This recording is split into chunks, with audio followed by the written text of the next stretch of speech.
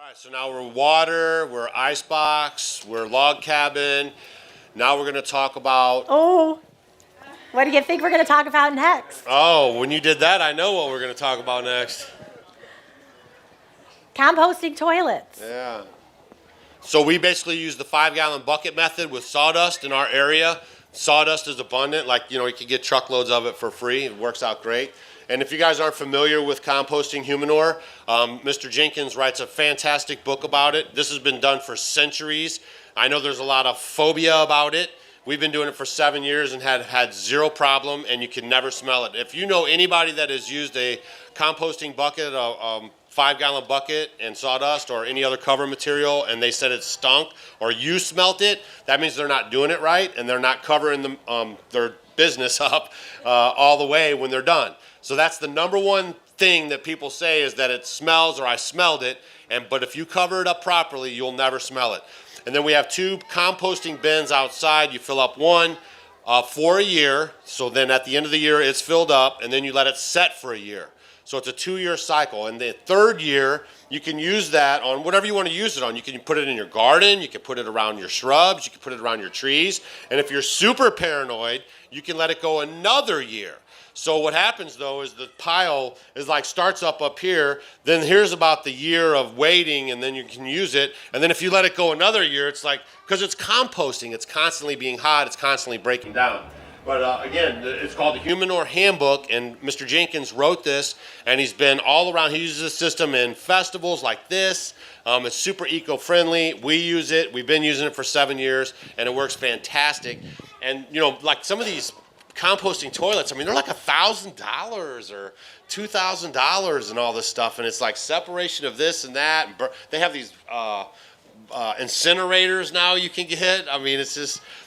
we don't call that waste what we do, right? That's a resource, so we're able to use that and then recycle it back on. Our whole philosophy too is a closed loop system. So we want to be able to shut our front gate and be able, we do the bees, we do the fish in our pond, we do the sheep for meat, we do the chickens for eggs and meat.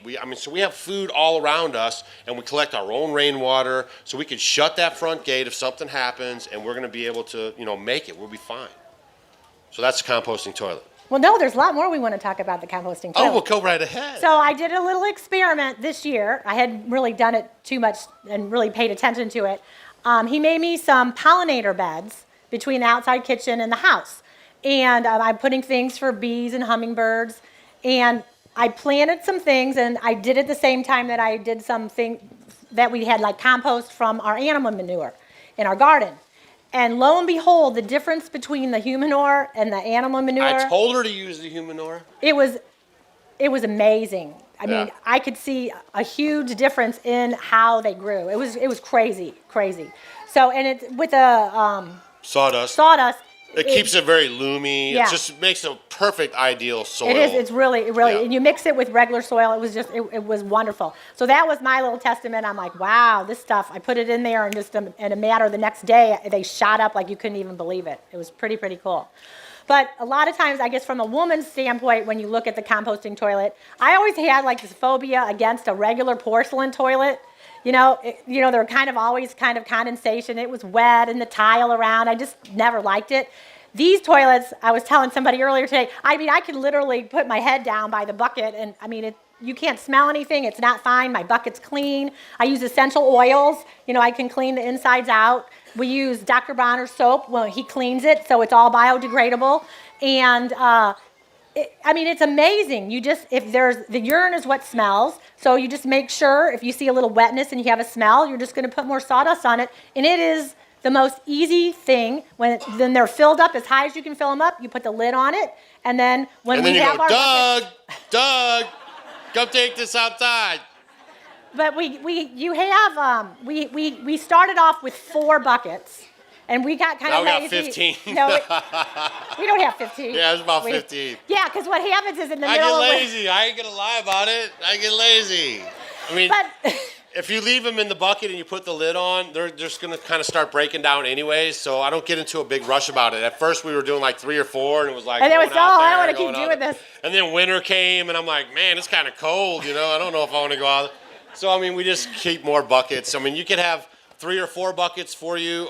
Some people do one at a time. Yeah, we know large families too that use them, but that's totally a personal preference. I ain't gonna tell you no lie. I mean, I'm just kind of lazy. I just be like, And then we have a different honey, color pick up bucket. some buckets. And then when we get to those buckets, like they're green, and then maybe when we get to I the got one some that's lighter off-colored green, ones, so I and know then- I'm getting yeah, we know serious. we're getting low. We need to clean them. Yeah, yeah. So we have they're all like really nice green, and then there's like a tanny kind of green, and then it goes to like orange.